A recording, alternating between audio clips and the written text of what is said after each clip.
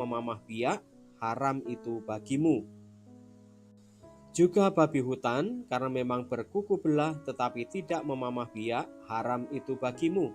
Daging binatang-binatang itu janganlah kamu makan, dan janganlah kamu terkena bangkainya. Saudari-saudara terkasih, konteks haram dan tidak haram dalam konteks perjanjian lama adalah: pertama, perihal larangan makanan tertentu adalah sehubungan dengan hukum yang menunjukkan hal haram atau tidak haram. Hukum ini ditujukan untuk pentahiran atau pemurnian bangsa Israel. Dalam hukum ini dikatakan hal-hal yang haram dan bagaimana cara menghapuskan keharaman tersebut. Dalam hukum imamat perjanjian lama, hal haram menggambarkan keadaan seseorang yang karena perbuatan tertentu yang belum tentu perbuatan dosa tidak dapat datang kepada Tuhan. Baik orangnya maupun penyebab kondisi orang itu dikatakan sebagai haram. Maka haram atau uncleanness pada umumnya adalah bersifat eksternal, tidak selalu berkaitan dengan pelanggaran hukum moral, dan penghapusan keharaman tersebut juga merupakan sebuah upacara eksternal yang mengembalikan keadaan orang yang tidak murni tersebut ke kondisi sebelumnya. Kedua, maka dasar untuk mengatakan suatu makanan haram atau tidak haram adalah dari segi kebersihan atau kesehatan, rasa enggan secara natural, pada tingkat tertentu pertimbangan religius, atau karena binatang-binatang tertentu mempunyai konotasi berhala ataupun tahayul. Pengertian binatang haram yang diterima pada saat itu salah satunya adalah yang berkuku belah, bersela panjang, tidak memamah biak, namun juga termasuk ikan yang tidak mempunyai sirip atau sisik, burung pemangsa, serangga yang bersayap, dan binatang reptilia. Ketiga, larangan untuk makan makanan yang haram adalah berkaitan dengan maksud Allah untuk menguduskan umatnya.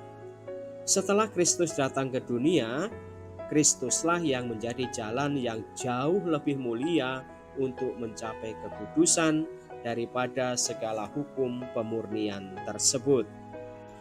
Maka, hukum pengudusan atau pemurnian ini sesungguhnya dipenuhi dengan sempurna, tidak dengan menghindari makanan yang dianggap haram, namun dengan kita menyambut Kristus yang adalah Putra Allah yang kudus, Sang Roti hidup, yang menjadi santapan rohani, jalan yang menghantar kita kepada Allah Bapa.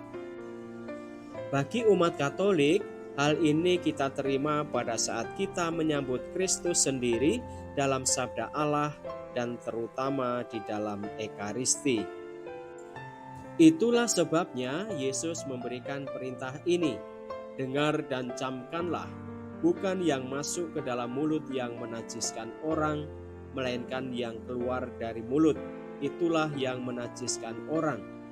Tetapi apa yang keluar dari mulut berasal dari hati, dan itulah yang menajiskan orang. Karena dari hati timbul segala pikiran yang jahat, pembunuhan, perzinahan, percabulan, pencurian, sumpah palsu, dan hujat. Itulah yang menajiskan orang. Hal ini juga kembali ditegaskan oleh Rasul Paulus dalam suratnya kepada jemaat di Roma. Dalam Tuhan Yesus tidak ada sesuatu makanan yang najis dari dirinya sendiri, sebab kerajaan Allah bukanlah soal makanan dan minuman, tetapi soal kebenaran, damai sejahtera, dan sukacita oleh Roh Kudus. Rasul Petrus juga mengalami penglihatan bagaimana Allah tidak menyatakan makanan apapun sebagai haram. Apa yang dinyatakan halal oleh Allah tidak boleh engkau nyatakan haram. Di sini terlihat bahwa kitab suci sendiri menyatakan bahwa apa yang ditulis dalam perjanjian lama adalah gambaran yang akan digenapi dalam perjanjian baru. Di dalam hukum Taurat hanya terdapat bayangan saja dari keselamatan yang akan datang dan bukan hakikat dari keselamatan itu sendiri. Aturan-aturan perjanjian lama termasuk ketentuan makanan haram ini ada untuk mengarahkan umat kepada penggenapannya dalam perjanjian baru, yaitu bahwa di masa perjanjian lama, bangsa Israel dipisahkan Allah dari bangsa-bangsa lain, termasuk oleh aturan Sabat, sunat, dan larangan makanan. Di dalam perjanjian baru, aturan tersebut digenapi dan disempurnakan oleh Kristus dengan cara yang berbeda. Kalau penggenapannya sama, maka tidak disebut perjanjian baru. Sunat jasmani digenapi maknanya dengan sunat rohani, yaitu baptisan. Sabat digenapi dengan hari Tuhan, yaitu minggu yang memperingati kebangkitan Yesus, lambang kehidupan baru. Soal larangan makanan justru merupakan persiapan akan makna yang lebih hakiki, yaitu hal haram dan halal bukan dari apa yang masuk ke dalam tubuh, tetapi apa yang keluar dari tubuh. Kitab suci sendiri menyatakan bahwa apa yang ditulis dalam perjanjian lama adalah gambaran yang akan digenapi dalam perjanjian baru. Di dalam hukum Taurat hanya terdapat bayangan saja dari keselamatan yang akan datang dan bukan hakikat dari keselamatan itu sendiri. Kesimpulannya adalah, pertama, memang bukan soal apa yang masuk yang menajiskan kita, sehingga dengan demikian makanan apapun, asalkan memang dari segi kesehatan layak dimakan, dapat kita makan, termasuk di dalamnya daging babi. Kedua, namun jika dengan memakan daging babi itu seseorang menjadi batu sandungan bagi orang lain, terutama di hadapan orang-orang yang mengharamkan babi, maka sebaiknya ia tidak makan babi. Hal inilah yang dianjurkan oleh Rasul Paulus. Dalam hal ini memang diperlukan prudens atau kebijaksanaan dari pihak kita untuk menyikapinya dan memutuskannya. Ketiga, aturan-aturan seremonial dalam perjanjian lama, termasuk hal larangan makanan, tidak dimaksudkan Allah sebagai hakikat keselamatan itu sendiri, melainkan hal-hal itu merupakan bayangan akan keselamatan sesungguhnya yang dikaruniakan Allah melalui sengsara, wafat, kebangkitan Kristus atau misteri Paskah yang menjadi dasar dan inti iman Kristiani. Larangan makan babi yang dianggap sebagai binatang yang kotor pada zaman itu adalah langkah persiapan bagi umat untuk pengudusan yang kemudian diperoleh dari santapan rohani, yaitu Kristus sendiri sebagai sang roti hidup.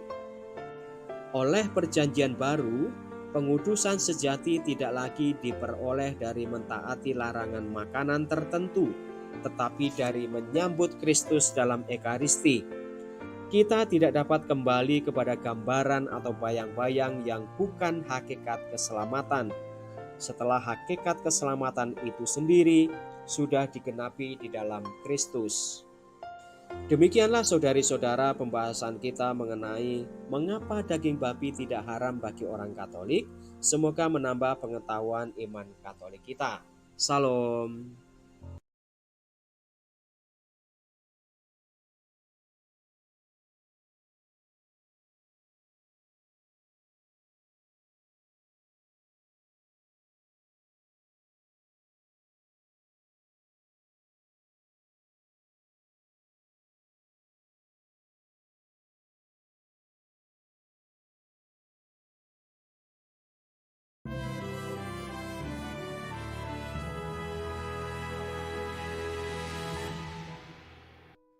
Saudari-saudara yang terkasih dalam Kristus, berjumpa kembali dalam katekese digital singkat hari ini. Hari ini kita akan membahas tentang mengapa babi tidak haram bagi umat Katolik. Untuk lebih jelasnya mari kita bahas bersama-sama. Saudari-saudara yang terkasih, apakah makan babi diharamkan bagi umat Katolik? Karena beberapa ayat di Perjanjian Lama menyatakan, demikianlah juga babi hutan, karena memang berkuku belah, yaitu kukunya bersela panjang, tetapi tidak memamah biak, haram itu bagimu. Juga babi hutan, karena memang berkuku belah, tetapi tidak memamah biak, haram itu bagimu. Daging binatang-binatang itu janganlah kamu makan, dan janganlah kamu terkena bangkainya. Saudari-saudara terkasih, konteks haram dan tidak haram dalam konteks perjanjian lama adalah: pertama, perihal larangan makanan tertentu adalah sehubungan dengan hukum yang menunjukkan hal haram atau tidak haram. Hukum ini ditujukan untuk pentahiran atau pemurnian bangsa Israel. Dalam hukum ini dikatakan hal-hal yang haram dan bagaimana cara menghapuskan keharaman tersebut. Dalam hukum imamat perjanjian lama, hal haram menggambarkan keadaan seseorang yang karena perbuatan tertentu yang belum tentu perbuatan dosa tidak dapat datang kepada Tuhan. Baik orangnya maupun penyebab kondisi orang itu dikatakan sebagai haram. Maka haram atau uncleanness pada umumnya adalah bersifat eksternal, tidak selalu berkaitan dengan pelanggaran hukum moral, dan penghapusan keharaman tersebut juga merupakan sebuah upacara eksternal yang mengembalikan keadaan orang yang tidak murni tersebut ke kondisi sebelumnya. Kedua, maka dasar untuk mengatakan suatu makanan haram atau tidak haram adalah dari segi kebersihan atau kesehatan, rasa enggan secara natural, pada tingkat tertentu pertimbangan religius, atau karena binatang-binatang tertentu mempunyai konotasi berhala ataupun tahayul. Pengertian binatang haram yang diterima pada saat itu salah satunya adalah yang berkuku belah, bersela panjang, tidak memamah biak, namun juga termasuk ikan yang tidak mempunyai sirip atau sisik, burung pemangsa, serangga yang bersayap, dan binatang reptilia. Ketiga, larangan untuk makan makanan yang haram adalah berkaitan dengan maksud Allah untuk menguduskan umatnya. Setelah Kristus datang ke dunia, Kristuslah yang menjadi jalan yang jauh lebih mulia untuk mencapai kekudusan daripada segala hukum pemurnian tersebut. Maka, hukum pengudusan atau pemurnian ini sesungguhnya dipenuhi dengan sempurna, tidak dengan menghindari makanan yang dianggap haram, namun dengan kita menyambut Kristus yang adalah Putra Allah yang kudus, Sang Roti hidup, yang menjadi santapan rohani, jalan yang menghantar kita kepada Allah Bapa. Bagi umat Katolik, hal ini kita terima pada saat kita menyambut Kristus sendiri dalam sabda Allah dan terutama di dalam Ekaristi. Itulah sebabnya Yesus memberikan perintah ini: dengar dan camkanlah, bukan yang masuk ke dalam mulut yang menajiskan orang, melainkan yang keluar dari mulut, itulah yang menajiskan orang. Tetapi apa yang keluar dari mulut berasal dari hati, dan itulah yang menajiskan orang. Karena dari hati timbul segala pikiran yang jahat, pembunuhan, perzinahan, percabulan, pencurian, sumpah palsu, dan hujat. Itulah yang menajiskan orang. Hal ini juga kembali ditegaskan oleh Rasul Paulus dalam suratnya kepada jemaat di Roma. Dalam Tuhan Yesus tidak ada sesuatu makanan yang najis dari dirinya sendiri, sebab kerajaan Allah bukanlah soal makanan dan minuman, tetapi soal kebenaran, damai sejahtera, dan sukacita oleh Roh Kudus. Rasul Petrus juga mengalami penglihatan bagaimana Allah tidak menyatakan makanan apapun sebagai haram. Apa yang dinyatakan halal oleh Allah tidak boleh engkau nyatakan haram. Di sini terlihat bahwa kitab suci sendiri menyatakan bahwa apa yang ditulis dalam perjanjian lama adalah gambaran yang akan digenapi dalam perjanjian baru.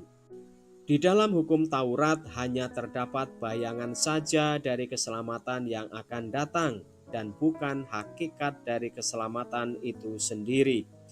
Aturan-aturan perjanjian lama termasuk ketentuan makanan haram ini ada untuk mengarahkan umat kepada penggenapannya dalam perjanjian baru, yaitu bahwa di masa perjanjian lama Bangsa Israel dipisahkan Allah dari bangsa-bangsa lain, termasuk oleh aturan Sabat, sunat, dan larangan makanan.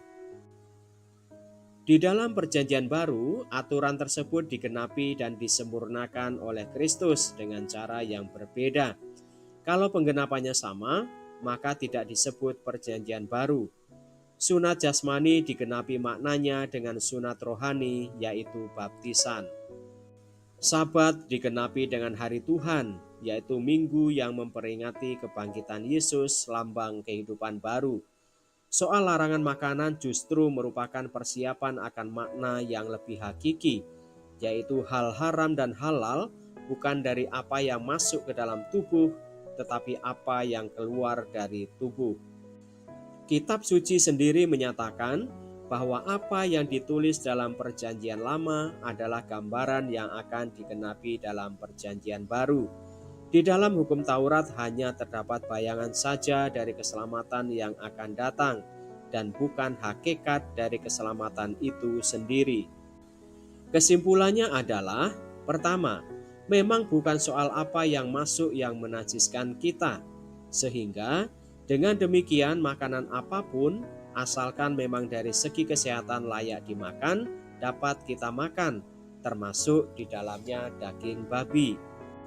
Kedua, namun jika dengan memakan daging babi itu seseorang menjadi batu sandungan bagi orang lain, terutama di hadapan orang-orang yang mengharamkan babi, maka sebaiknya ia tidak makan babi. Hal inilah yang dianjurkan oleh Rasul Paulus.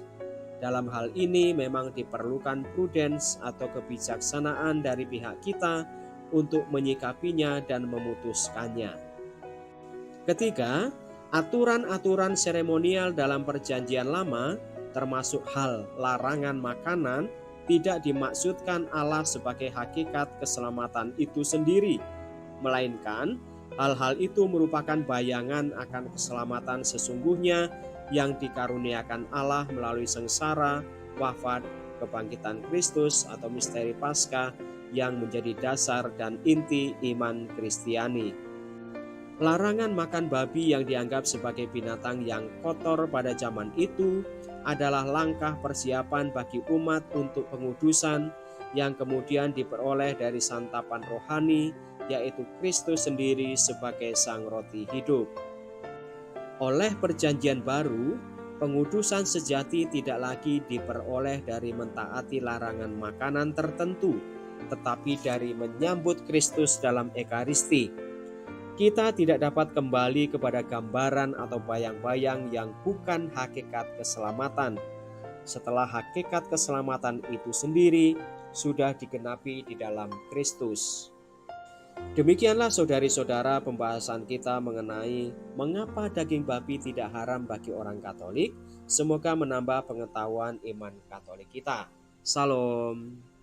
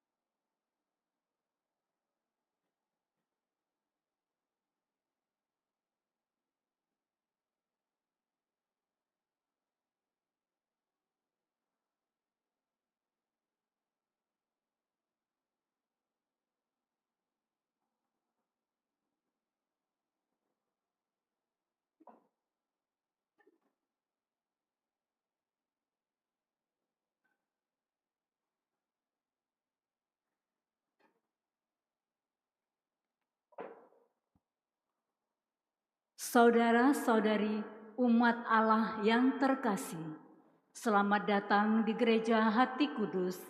Selamat datang dalam perayaan Ekaristi hari ini, hari Minggu Biasa ke-14. Perayaan Ekaristi akan dipimpin oleh Pastor Paskalis Aditya Wardana SCY. Selama perayaan Ekaristi ini, umat tidak diperkenankan menggunakan atau mengaktifkan alat komunikasi.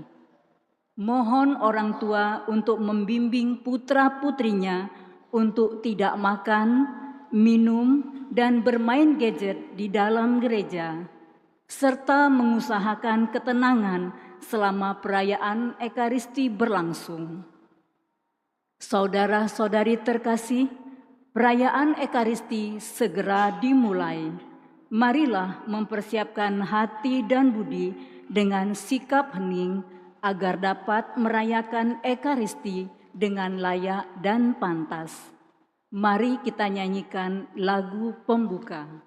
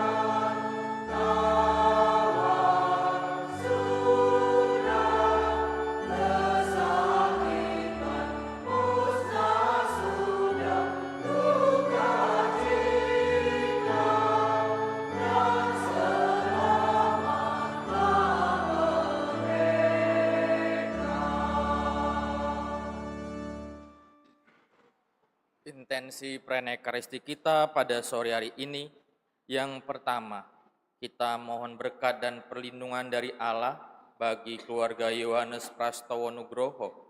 Semoga Allah memberi kekuatan supaya mereka tetap bersatu, saling menguatkan dan tetap percaya bahwa Allah selalu setia dan penuh belas kasih kepada segala dosa dan kelalaian kita.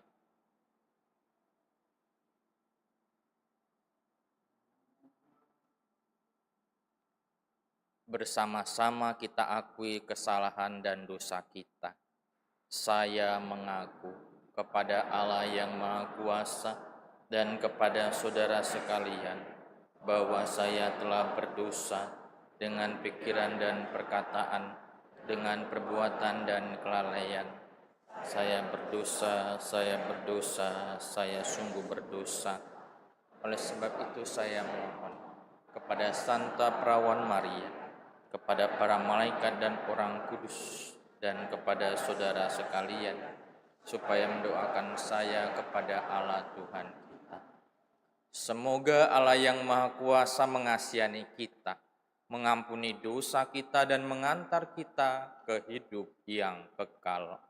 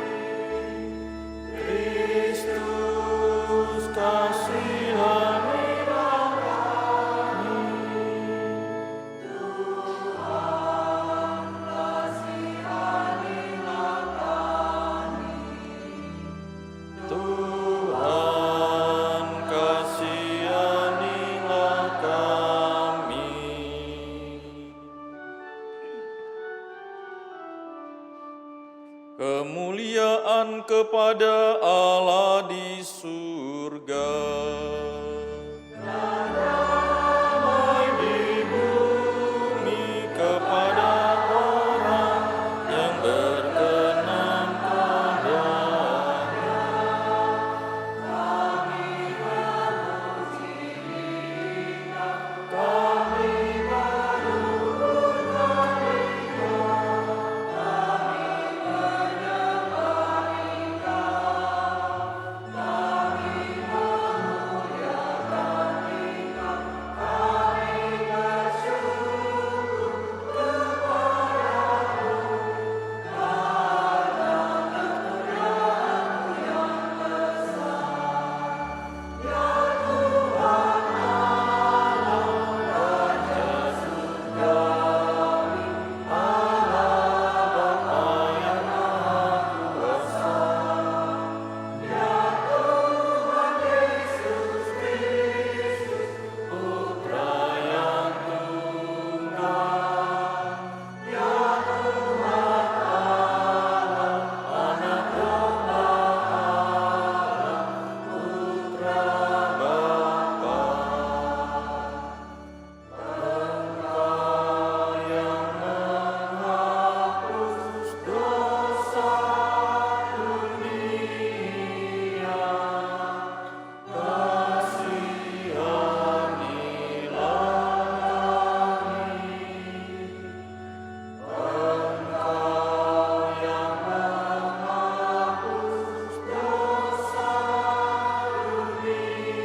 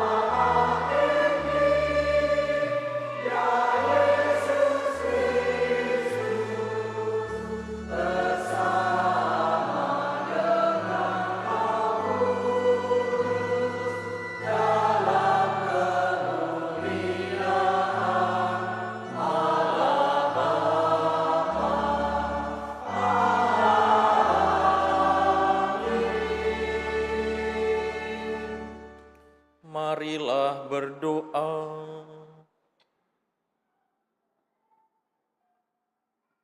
Ya Allah, dalam Putra-Mu yang merendahkan diri, Engkau mengangkat dunia yang telah jatuh. Semoga kami umat-Mu bersuka cita di dalam Dikau, agar kami yang sudah dibebaskan dari perbudakan dosa dapat menikmati sukacita abadi. Dengan pengantaran Tuhan kami Yesus Kristus Putra-Mu, yang hidup dan berkuasa bersama Engkau dalam persatuan dengan Roh Kudus, Allah yang meraja kini dan sepanjang masa.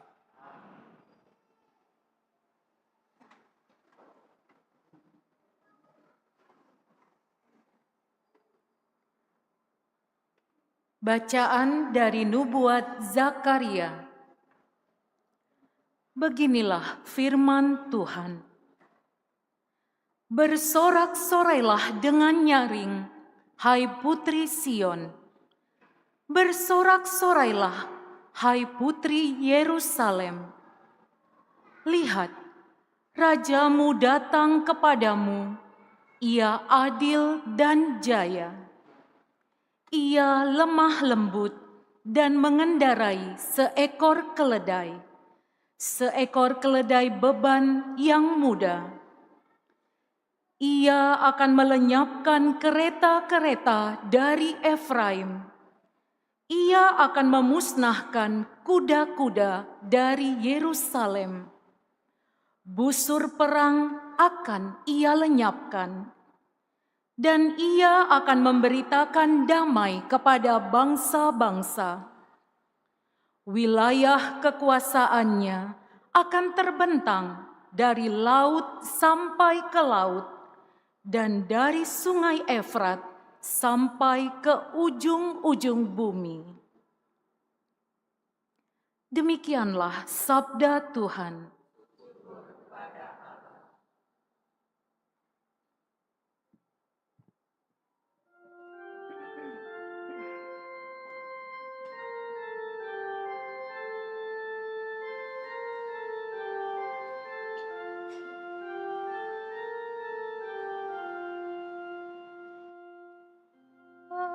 Aku hendak memuji nama-Mu, ya Allah Rajaku, selama-lamanya.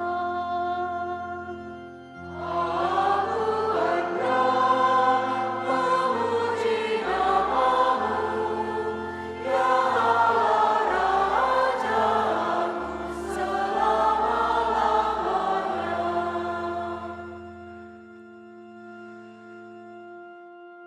Aku hendak mengagungkan Dikau, ya Allah, ya Rajaku. Aku hendak memuji nama-Mu untuk selama-lamanya. Setiap hari aku hendak memuji Engkau dan memuliakan nama-Mu untuk selama-lamanya. Aku hendak memuji nama-Mu, ya Rajaku, selama-lamanya. Tuhan itu pengasih dan penyayang, panjang sabar dan besar kasih setia-Nya. Tuhan itu baik kepada semua orang, penuh rahmat terhadap segala yang dijadikannya. Aku hendak memuji nama-Mu, ya Rajaku, selama-lamanya. Segala yang Kau jadikan akan bersyukur kepadamu, ya Tuhan. Dan orang-orang yang Kau kasihi akan memuji Engkau. Mereka akan mengumumkan kemuliaan kerajaan-Mu dan akan membicarakan keperkasaan-Mu. Aku hendak memuji nama-Mu, ya Rajaku, selama-lamanya.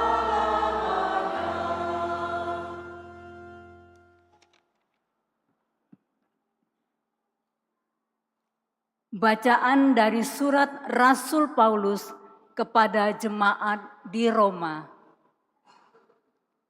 Saudara-saudara, kamu tidak hidup dalam daging, melainkan dalam roh. Kalau roh Allah memang tinggal dalam dirimu. Tetapi jika orang tidak memiliki roh Kristus, ia bukanlah milik Kristus.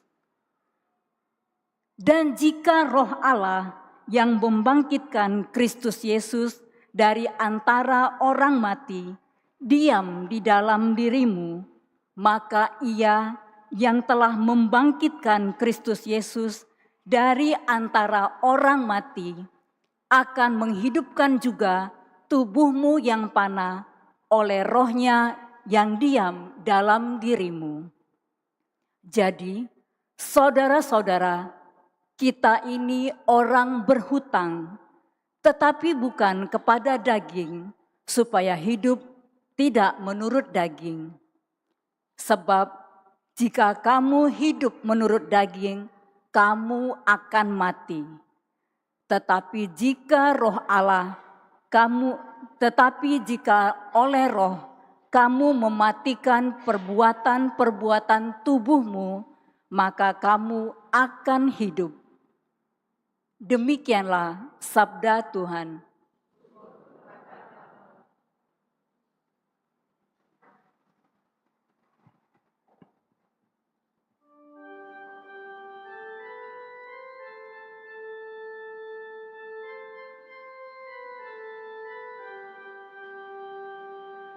Haleluya, haleluya, haleluya, haleluya, haleluya,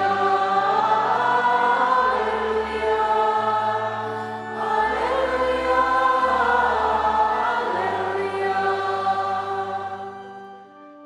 Aku bersyukur kepadamu Bapa, Tuhan langit dan bumi, sebab misteri kerajaan Engkau nyatakan kepada orang kecil.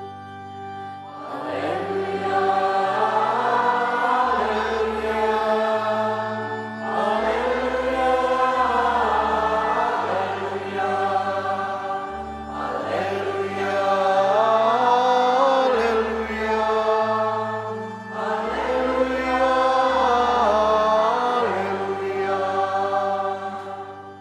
Tuhan bersamamu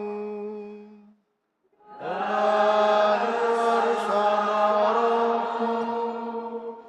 Inilah Injil suci menurut Matius.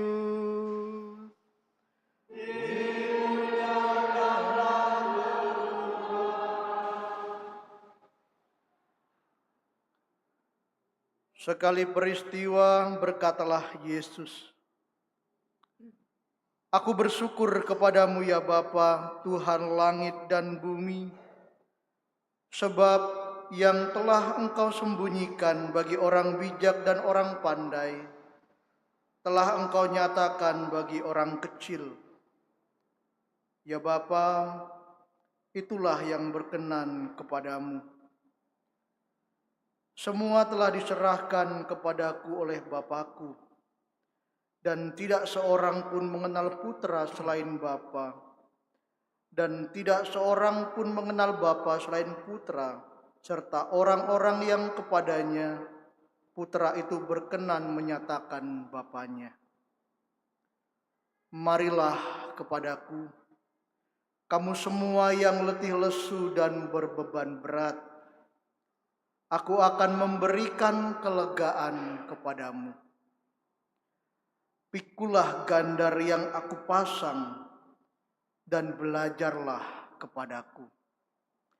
Karena aku ini lemah lembut dan rendah hati, dan jiwamu akan mendapat ketenangan. Sebab gandar yang aku pasang itu menyenangkan, dan bebanku pun ringan.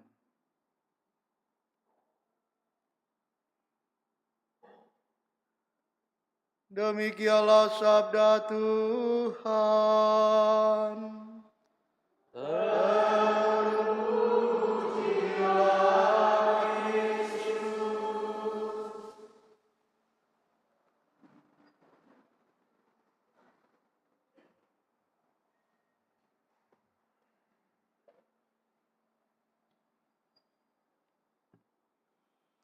Bapak, Ibu, Saudara, dan Saudari yang terkasih dalam Tuhan, selamat sore. Apakah liburannya sudah selesai? Belum ya, tinggal seminggu ya. Bagi yang nanti siswa-siswa baru katakan begitu. Artinya waktu bersukarianya sudah hampir selesai dan ibu bapaknya sudah setelan awal bangun pagi menyiapkan bekal dan lain sebagainya. Saudara dan saudari terkasih, tapi apa yang dikatakan Yesus pada bacaan Injil yang kita dengarkan hari ini, kayaknya mengajak kita itu nggak perlu pandai-pandai deh, ya kan? Tadi kan Yesus mengatakan, Tuhan, saya bersyukur karena hal-hal besar tadi Engkau sembunyikan kepada orang yang bijak dan orang pandai, tetapi kamu nyatakan kepada orang yang kecil. Maka barangkali Yesus ini mungkin barangkali tidak menghendaki kita pintar-pintar gitu. Tapi apakah memang begitu? Saudara dan saudari terkasih, Yesus tidak menghendaki demikian.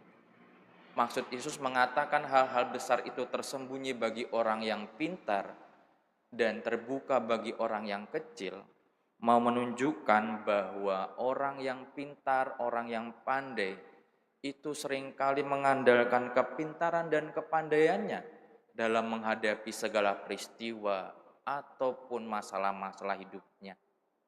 Maka dia tidak pernah merasakan barangkali bagaimana Tuhan yang bekerja dalam hidupnya. Sedangkan orang yang kecil adalah orang yang mudah datang kepada Tuhan karena memang merasa kecil dan tak berdaya di hadapan Tuhan. Dalam menghadapi aneka tantangan, orang-orang kecil ini memang sungguh merasa saya tidak mampu tanpa bantuan Tuhan. Maka inilah pesan penting yang barangkali bisa kita bawa. Dan kita kalau mau jujur adalah orang-orang kecil tadi sejatinya. Kalau kita masih menganggap diri kita orang yang hebat, pandai, mau mengatasi segalanya, maka hati-hati. Karena barangkali suatu saat Anda akan merasa sendirian berjalan dalam masalah-masalah Anda. Maka saudara dan saudari terkasih, undangan berikutnya adalah ketika Anda masuk, kalau membaca di depan ini ada tulisan dalam bacaan Injil itu, marilah kepadaku kalian yang letih dan berbeban berat. Kalau tadi Anda menyatakan saya ini orang yang hebat, mampu mengatasi segala-galanya, undangan hari ini nggak akan berlaku. Ngapain saya repot-repot mau datang? Saya kan hebat, saya punya segalanya, saya mampu dan lain sebagainya. Tetapi sekali lagi undangan ini akan berlaku kalau kita menyadari diri kita itu orang yang nggak mampu. Apalagi kita bisa berkaca beban-beban apa yang seringkali kita hadapi. Kalau Anda masih merasa berbeban berat, bersyukur. Karena itulah tanda kekecilan kita semua. Sekaligus jalan masuk Allah mau menemui Anda. Maka saudara dan saudari terkasih, akhirnya kita boleh bersyukur. Karena pertama, kita diingatkan bahwa siapa diri kita di hadapan Tuhan. Dan dengan demikian, kalau kita sudah tahu siapa diri kita tahu perginya kemana. Bukan pergi ke tempat yang lain, tapi pergi pada sore hari ini seperti sekarang ini. Maka saudara dan saudari terkasih, semoga peringatan sekaligus undangan Tuhan ini justru menjadi kelegaan bagi kita semua dan kita akhirnya boleh belajar. Anda menanggapi undangannya untuk mau belajar seperti yang dikatakannya. Karena tanpa itu semua, segala-galanya menjadi sia-sia belaka.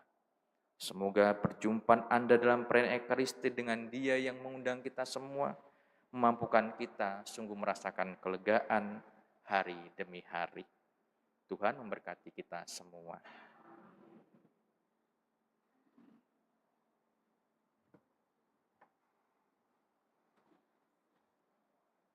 Saudara dan saudari terkasih, marilah kita bangkit berdiri.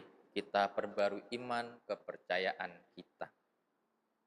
Aku percaya akan Allah, Bapa yang Maha Kuasa, Pencipta langit dan bumi, dan akan Yesus Kristus,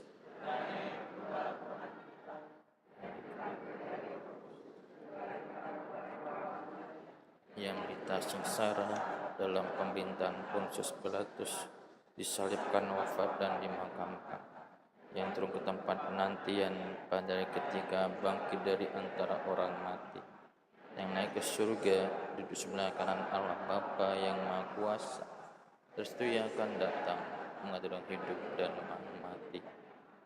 Aku percayakan Roh Kudus, Gereja Katolik yang kudus, persekutuan para kudus, pengampunan dosa, kebangkitan badan, kehidupan kekal. Amin. Kita semua yang letih lesu dan berbeban berat diundang untuk datang kepada Yesus, dan Ia akan memberi kelegaan kepada kita. Marilah kita panjatkan doa kepada Bapa yang telah berkenan tinggal bersama kita di dalam diri Kristus Putranya. Kabulkanlah doa kami ya Tuhan. Bagi para pemimpin gereja, ya Bapa, semoga para pemimpin gerejamu Kau limpahi semangat, rendah hati dan sederhana.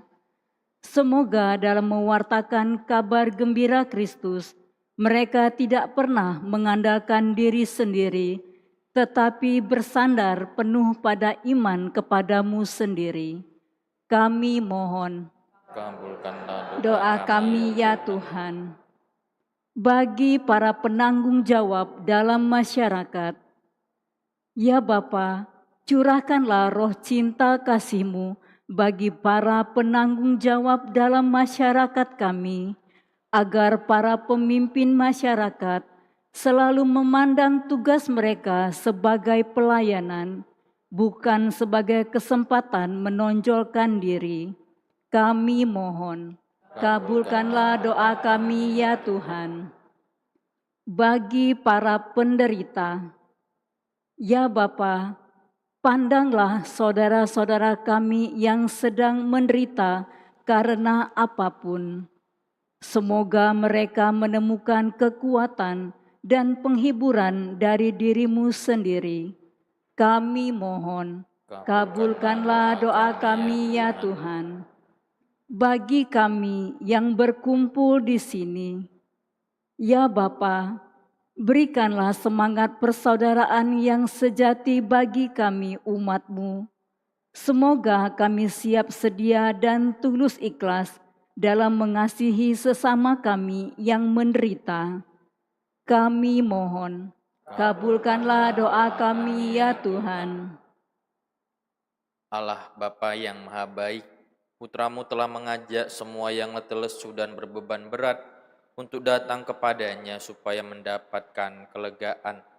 Ajarilah kami meletakkan pikulannya di bahu kami, serta menjadi rendah hati dan lemah lembut seperti Dia, sebab Dialah Tuhan pengantara kami.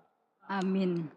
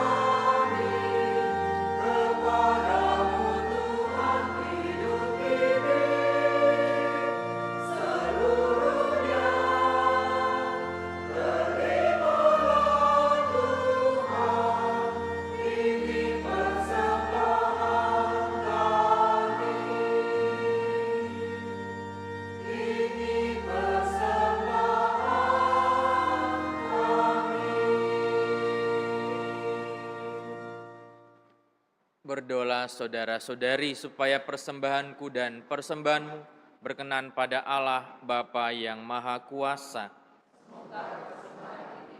Demi kemuliaan Tuhan dan keselamatan kita, serta seluruh umat Allah yang kudus. Ya Allah, semoga kurban yang kami persembahkan untuk menghormati nama-Mu ini, membersihkan kami dan dari hari ke hari, mengantar kami kepada hidup surgawi. Dengan pengantaran Kristus Tuhan kami. Tuhan bersamamu.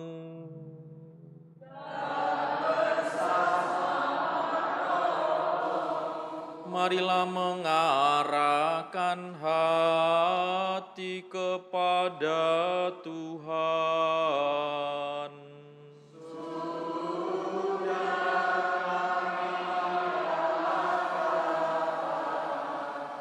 Marilah bersyukur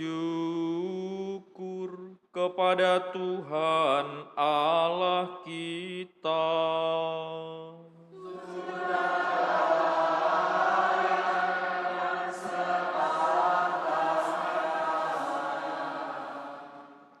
Sungguh pantas dan benar, layak dan menyelamatkan, bahwa kami selalu dan dimanapun bersyukur kepadamu, Tuhan Bapa yang kudus, Allah yang Maha Kuasa dan kekal, dengan pengantaran Kristus Tuhan kami. Dalam perjamuan terakhir bersama rasul-rasulnya, Dia mempersembahkan dirinya kepadamu sebagai anak domba tak bernoda, yang pantas diterima sebagai kurban pujian yang sempurna, untuk tetap meneruskan kenangan akan salib yang menyelamatkan. Engkau menguduskan kaum berimanmu dengan memberinya santapan sakramen yang mulia, supaya umat manusia yang menghuni satu bumi diterangi oleh satu iman, dipersatukan oleh satu kasih. Sebab itu, kami menghadap ke meja sakramen yang mengagumkan, agar dengan dipenuhi kelembutan rahmat-Mu kami beralih ke citra surgawi.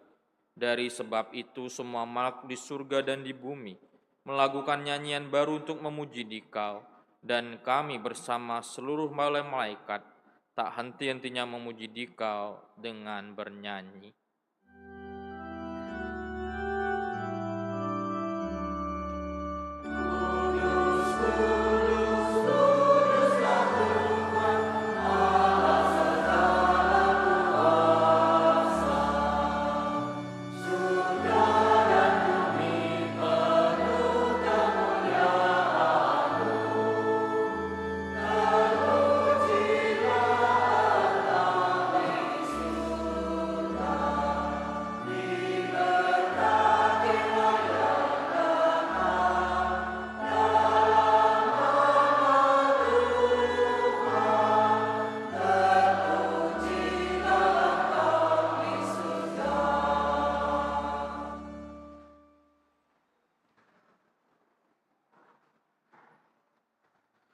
Sungguh kuduslah Engkau Tuhan, sumber segala kekudusan, maka kami mohon, kuduskanlah persembahan ini dengan pencurahan Roh-Mu, agar bagi kami menjadi tubuh dan darah Tuhan kami Yesus Kristus.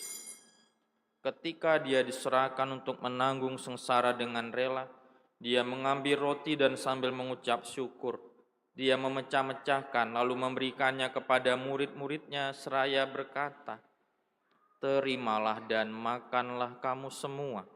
Inilah tubuhku yang diserahkan bagimu."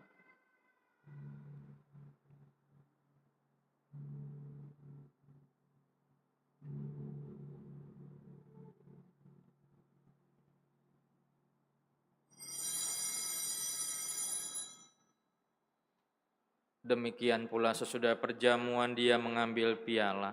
Sekali lagi Dia mengucap syukur kepadamu, memberikannya kepada murid-muridnya seraya berkata, "Terimalah dan minumlah kamu semua.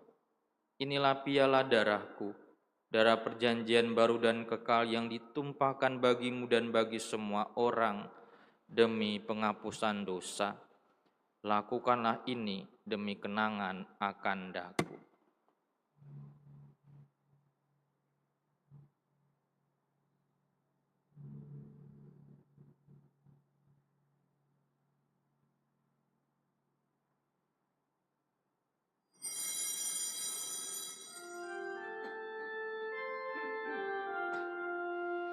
Agunglah misteri iman kita. Setiap kali kami ini dan minum dari piala ini, wafat-Mu Tuhan kami wartakan hingga Engkau datang. Sambil mengenangkan wafat dan kebangkitan Kristus, kami mempersembahkan kepadamu Bapa, roti kehidupan dan piala keselamatan. Kami bersyukur sebab kami Engkau anggap layak menghadap Engkau dan berbakti kepadamu. Dan kami mohon semoga kami yang menerima tubuh dan darah Kristus dihimpun menjadi satu umat oleh Roh Kudus. Ingatlah Tuhan akan gerejamu yang tersebar di seluruh bumi, agar Engkau menyempurnakannya dalam cinta kasih, dalam persatuan dengan Paus kami Leo ke-14, Uskup Agung kami Yohanes, Emeritus Aloysius dan semua rohaniwan. Ingatlah juga akan saudara-saudari kami yang telah meninggal dengan harapan akan bangkit, terkhusus yang kami bawa dalam Ekaristi sore hari ini, dan akan semua orang yang telah berpulang dalam kerahiman-Mu. Terimalah mereka dalam cahaya wajah-Mu. Kami mohon kasihanilah kami semua agar kami Engkau terima dalam kebahagiaan abadi, bersama Santa Perawan Maria Bunda Allah, Santo Yosef mempelainya, para rasul dan semua orang kudus sepanjang masa yang hidupnya berkenan padamu. Semoga kami pun Engkau perkenankan turut serta memuji dan memuliakan Dikau dengan pengantaran Yesus Kristus Putramu. Dengan pengantaraan Dia, bersama Dia dan dalam Dia, bagi-Mu Allah Bapa yang Maha Kuasa, dalam persekutuan dengan Roh Kudus, segala hormat dan kemuliaan sepanjang segala masa.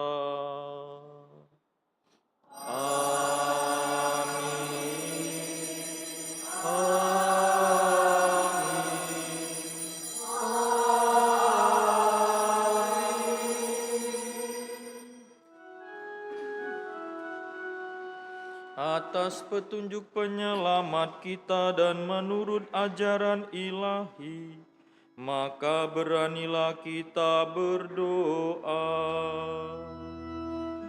Bapa kami yang ada di surga,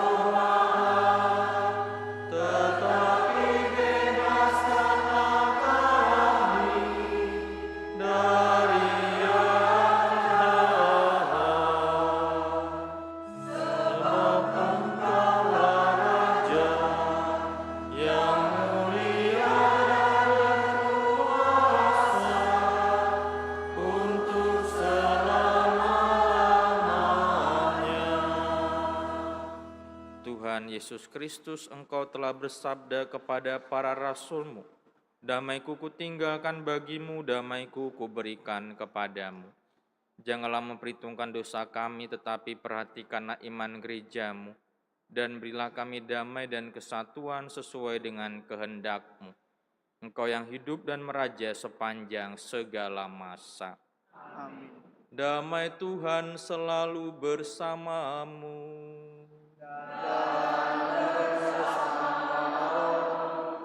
marilah kita saling membagikan damai Kristus.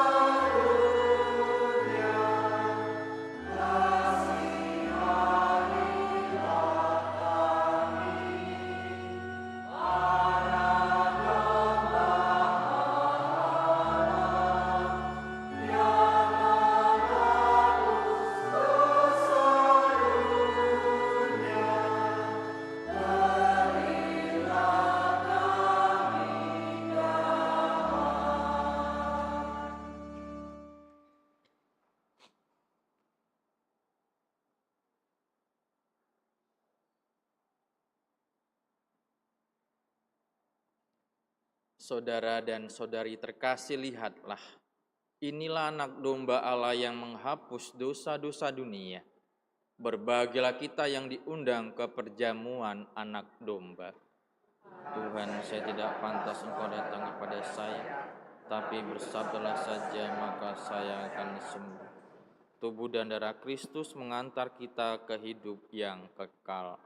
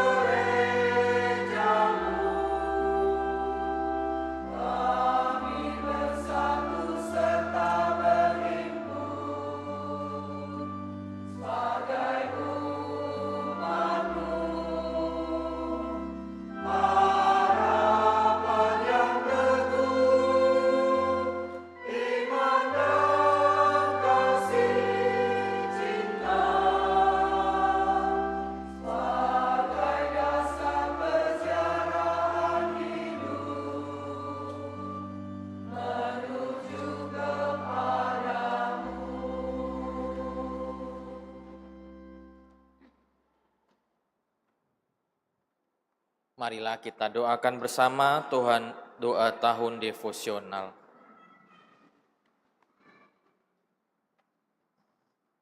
Allah Bapa yang Maha Kasih, Engkaulah sumber hidup dan keselamatan kami. Melalui Yesus Putramu, Engkau berkenan menyelamatkan kami. Dan dalam penyertaan Roh Kudus, Engkau senantiasa membimbing langkah kami. Kami berterima kasih atas warisan rohani dan teladan iman para pilihan-Mu, Santa Maria Bunda Putramu, Santo Yosef mempelai Maria, para rasul, serta para kudus yang menunjukkan jalan kesetiaan dan kasih kepadamu. Melalui hidup mereka, kami belajar untuk mencintai-Mu dan sesama kami dengan tulus. Bimbinglah langkah kami agar tetap teguh dan bijak di tengah godaan dunia, rendah hati dalam pelayanan, serta menjadi garam dan terang bagi sesama. Semoga melalui devosi kami, iman kami semakin kuat, dan hidup kami menjadi pujian bagi nama-Mu.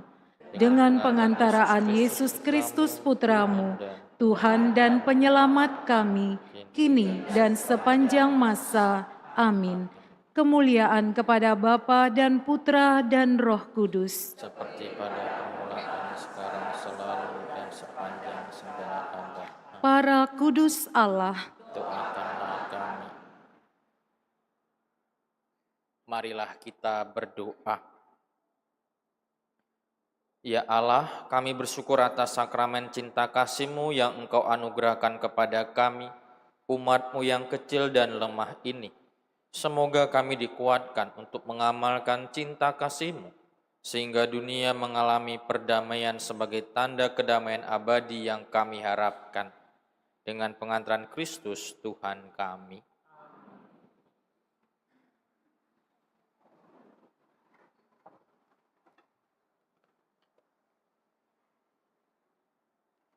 Warta Gereja 5 Juli 2026. Seksi Sosial Paroki Hati Kudus. Jadwal pembagian bantuan sosial Paroki Hati Kudus pada hari Minggu 12 Juli 2026 pukul 9 sampai dengan pukul 11 di Pastoran Gereja Hati Kudus. Pendaftaran Misdinar Paroki Hati Kudus. Dibuka pendaftaran calon Misdinar Paroki Hati Kudus dengan syarat usia 10 tahun dan sudah menerima komuni pertama. Formulir dapat diambil dan dikembalikan ke Sekretariat Paroki. Misa Hari Kakek dan Nenek Sedunia. Misa Hari Kakek dan Nenek Sedunia akan diadakan pada hari Minggu 26 Juli 2026 pukul 11. Ini juga merupakan misa ulang tahun komunitas Adi Yusua yang kedua. Laporan kolekte. Kolekte pertama sejumlah Rp21.775.000. Kolekte khusus Santo Petrus Tahta Suci, Rp13.909.000. Terima kasih atas kemurahan hati umat. Demikian Warta Gereja minggu ini. Mohon menjaga kebersihan dengan tidak meninggalkan sampah di dalam maupun di luar gereja. Tuhan memberkati.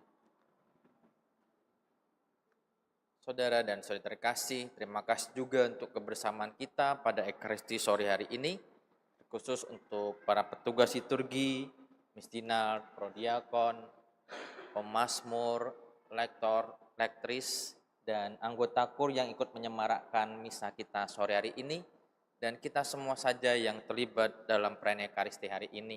Juga terima kasih untuk Diakon April yang menemani kita, dan kita doakan agar bulan depan beliau sudah menjadi sama seperti kami para romo.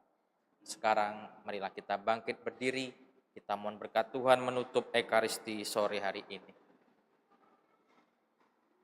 Tuhan bersamamu.